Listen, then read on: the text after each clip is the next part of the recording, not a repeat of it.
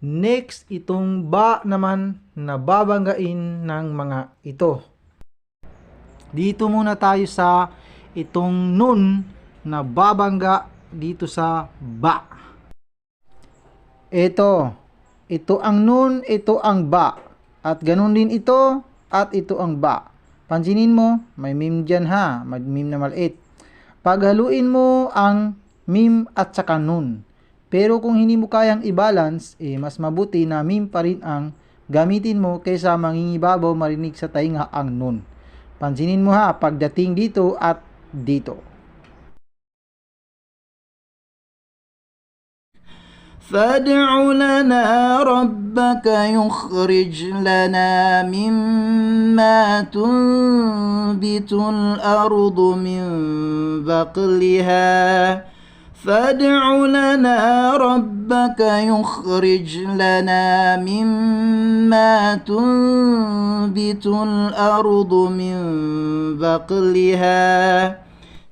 Napansin mo? Next, ganito naman.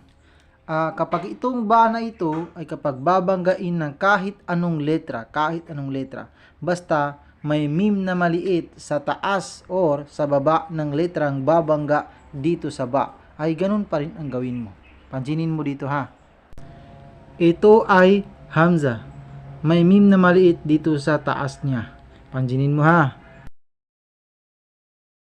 كلوا واشربوا هنيئا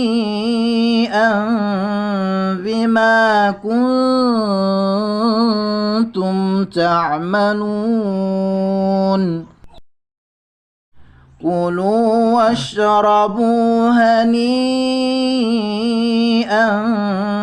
بما كنتم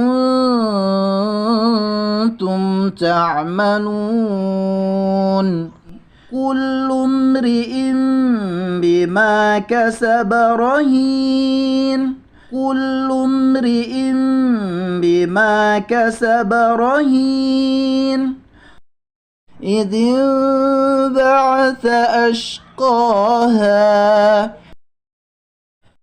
إذ انبعث أشقاها فدمدم عليهم ربهم بذنبهم فسواها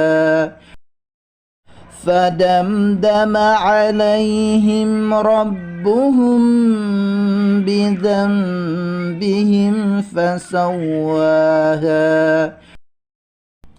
At dahil marami minutes na ang inabot natin, sa next part naman ang iba.